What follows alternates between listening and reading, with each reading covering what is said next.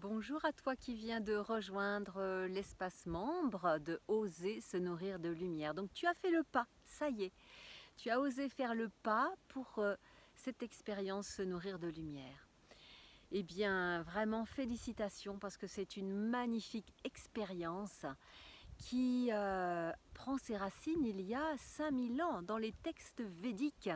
Donc ce n'est pas une vue de l'esprit de l'instant, c'est vraiment quelque chose qui existe depuis très longtemps et ça a été remis au goût du jour par Swamiji Nityananda, qui est un maître hindou qui a repris tous ces textes, qui les a expurgés des ajouts qu'avaient fait les Anglais.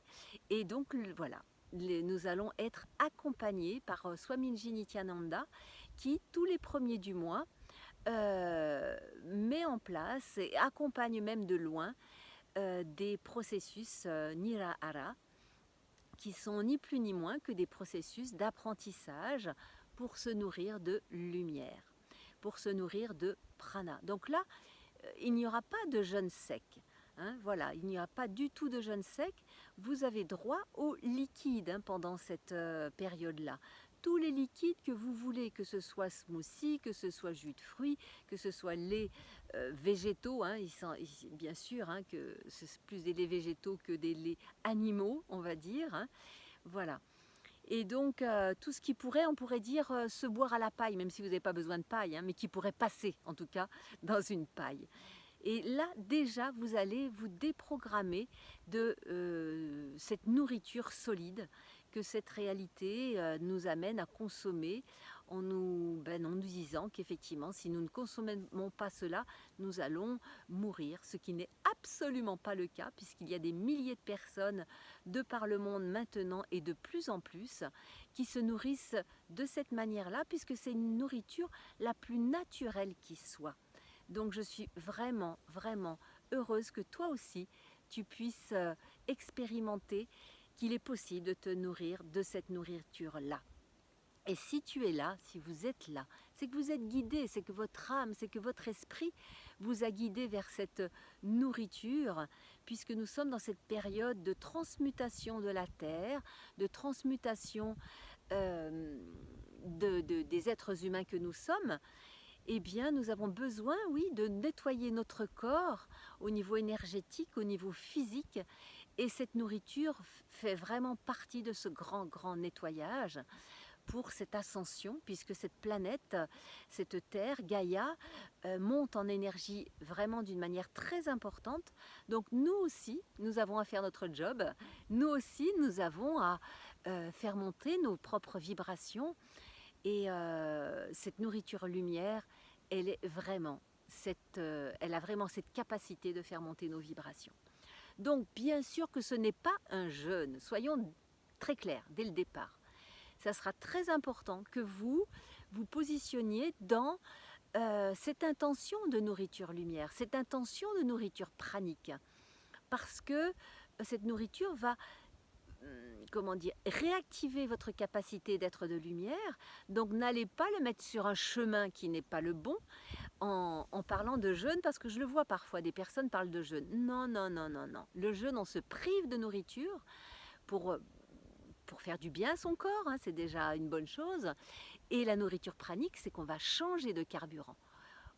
C'est pas qu'on ne va pas se nourrir, on va se nourrir, mais autrement, avec le carburant qui est dans le prana, puisqu'il faut savoir que dans l'air, il y a 80% d'azote et que notre corps, grâce à nos bactéries, est capable, tout simplement capable de transformer cet azote en protéines. Bon, voilà, on ne nous l'avait pas dit, mais voilà, notre corps est capable de transformer l'azote qui est dans l'air en protéines, ce qui fait que eh bien, nous n'allons pas maigrir ad vitam aeternam et mourir, pas du tout. Nous allons tout simplement maigrir très certainement au début, et encore ça dépend vraiment des personnes, de leur surpoids ou leur, euh, de leur métabolisme. Mais ce qui va permettre de voir qu'on est en nourriture pranique, au bout d'un certain temps, eh bien, nous ne maigrissons plus, nous allons même reprendre du poids. Ça fait les 3 critères, c'est reprendre du poids ou se stabiliser dans son corps de lumière, on va dire, dormir beaucoup moins, voire moitié moins, même si c'est moins vrai en ce moment parce que nos corps sont très sollicités par tous ces changements vibratoires, donc ça peut nous demander justement de dormir un peu plus, mais voilà, traditionnellement c'est dormir beaucoup moins et avoir une bonne forme physique, voire une meilleure forme physique qu'avant. Et oui, même une meilleure forme physique qu'avant. Parce que vous avez changé de carburant et que vous êtes en symbiose avec l'univers. Voilà, tout simplement. Regardez cette nature là qui s'éveille. Là, nous sommes ici là au mois de tout début avril en montagne, et tous les bourgeons là qui s'éveillent, c'est magnifique. Il y a une énergie de vie fabuleuse parce que cette nature est en connexion avec le prana et elle se nourrit uniquement de prana. Voilà, donc c'est une alimentation bien sûr consciente qui permet quoi aussi de reprogrammer votre ADN. Et ça, c'est quand même quelque chose de très important dans ce moment de transmutation. Ça, effectivement, ça va permettre de reprogrammer l'ADN, et on sait maintenant qu'il y a un certain nombre de brins d'ADN qui sont dormants. Avant, on pensait qu'ils étaient inutiles, et là maintenant, on dit qu'ils sont dormants, mais qu'ils ont la capacité effectivement de se remobiliser. Donc c'est ce que vous allez faire, les reprogrammer, les rendre actifs en étant dans cette nourriture lumière. Donc bien sûr, ça va travailler à tous les niveaux, que ce soit physique bien sûr, émotionnel, mental, sur tous les plans, et je dirais spirituel, même si j'utilise de moins en moins ce mot, plus au niveau de la conscience. Et ça va nous permettre justement de changer toutes ces habitudes, là, qu'elles soient physiques, mentales, émotionnelles, de la conscience. On va aller transmuter toutes ces habitudes qui ont fait que l'on s'est nourri autrement jusque-là, alors que ce n'était pas utile et nécessaire. Mais bon, ça faisait partie de notre chemin, bien sûr.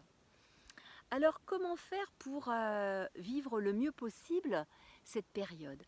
Est-ce que vous pourriez vous assurer que vous soyez un peu plus tranquille, comme une parenthèse pour cette expérience, pour vivre pleinement ce processus, que vous puissiez avoir un petit temps un peu plus tranquille pour vous, un espace peut-être.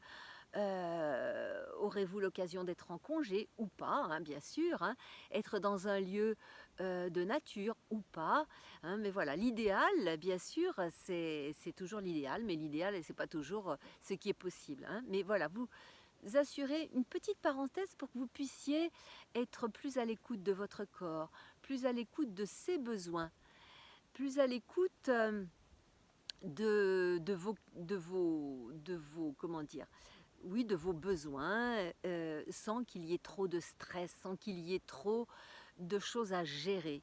Parce que vous aurez déjà à gérer eh bien, votre transmutation, et c'est déjà un gros job. Voilà.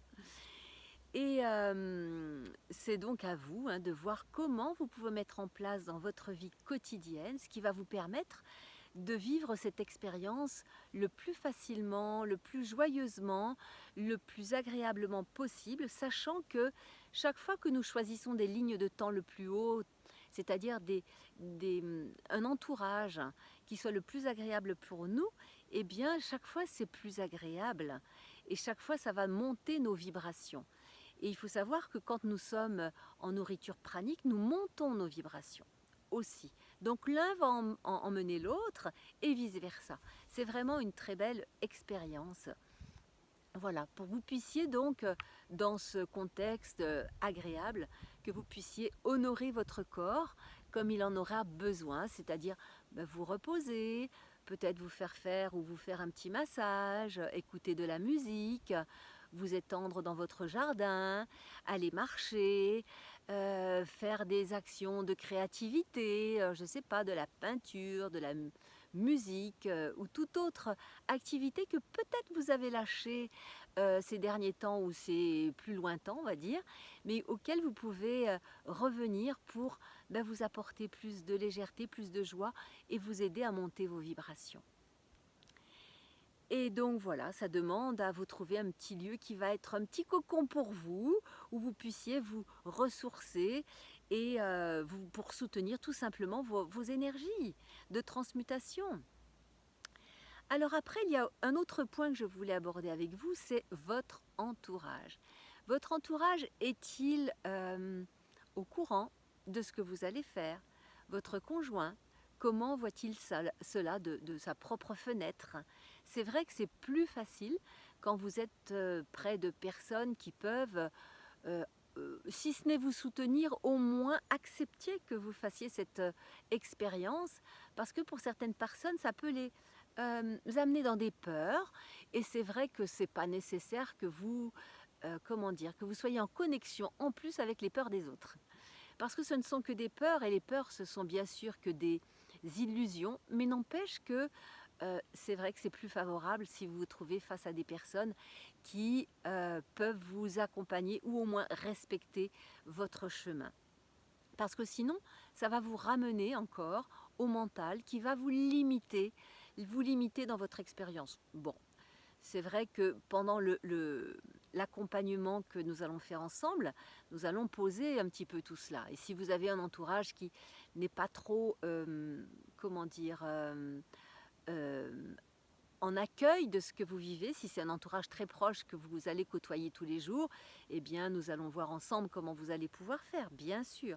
Mais si c'est un entourage plus lointain et que vous sentez que ces personnes-là ne sont pas prêtes à entendre ce que vous allez vivre, eh bien moi ce que je vous conseille, c'est tout simplement de ne pas en parler. Voilà, tout simplement. C'est un petit mensonge pieux, qu'on pourrait dire, qui va vous permettre de vivre tranquillement cette expérience sans que vous soyez obligé de vous justifier ou d'expliquer ou de tranquilliser l'autre qui n'a pas fait le chemin que tu as fait, que vous avez fait. Voilà, donc un petit tour de l'horizon de tout ce que nous allons traverser, ce que vous allez traverser. Je voulais rajouter aussi que tout ça va vous permettre de préparer votre descente alimentaire, hein, le plus facilement possible. Voilà. Et parce que lorsque l'on mange moins, le corps est plus au repos et toute l'énergie qui est non utilisée est déplacée vers la détoxination. Voilà. Donc tout ça est là, et c'est vrai que d'être en contact avec des personnes qui vont mettre en doute tout ce que vous faites, eh bien ça va vous amener à plus de doutes, plus de fatigue, alors que votre corps est en train de détoxiner, que vous êtes en train de faire votre descente alimentaire tranquillement. Et donc voilà, voyez comment vous pouvez arranger au mieux, je dis bien au mieux, parce que nous avons tous une vie sociale et parfois le mieux du mieux n'est pas possible. Hein. Voilà, donc faites ça au mieux pour que vous puissiez vivre cette expérience au mieux aussi. Donc comment ça va se passer? Comment ça va se passer? Donc il va y avoir une descente alimentaire que je vous propose de faire à peu près sous 7 jours. Donc au jour 7, eh bien, je vous propose, si vous ne l'êtes pas déjà, de passer à une alimentation végétarienne sans produits laitiers, hein, c'est-à-dire sans produits laitiers issus des animaux, bien sûr. Vous pouvez toujours utiliser les produits laitiers végétaux, bien évidemment. Donc, manger des légumineuses, des légumes, des fruits, voilà. Et à J-3, que vous passiez à 2 repas par jour et non pas 3. Après les horaires, hein, il faut que ce soit souple pour vous, que ce soit souple pour que tu puisses le vivre bien dans les conditions qui sont les tiennes. Hein. C'est pas la peine de comment dire, t'en tenir à des horaires qui soient académiques. Voilà, donc 2 repas par jour pour arriver à J-1 à un repas seulement avec des jus de fruits et de légumes. Alors bien sûr que c'est plus facile si tu as un extracteur, mais si tu n'en as pas, tu peux avoir une sorte de mixeur et tu peux prendre la pulpe, il n'y a pas de souci avec ça, puisque tu vas continuer après avec ce type de jus, puisque il est possible de se nourrir de liquide pendant tout ce processus. Voilà, pour prendre cette expérience plus facile, c'est vraiment cette descente alimentaire qui va t'aider à ce que ce soit le plus facile pour toi. Voilà, après tu vas pouvoir effectivement aller voir ma checklist où tu vas trouver plein d'informations pour pouvoir vivre cette expérience le plus facilement possible et notamment te procurer à ta pharmacie préférée ou sur internet, souvent c'est beaucoup plus facile, de quoi faire des lavements, hein. Voilà, mais tu vas trouver ça dans la checklist de toute façon. Je me réjouis que tu puisses commencer très très bientôt ce processus. Ça va être vraiment une très belle expérience et je te dis à très très bientôt pour partager ces moments extraordinaires de transmutation de cet être carbone que nous sommes en cet être cristal, cet être de lumière que tu es tout naturellement.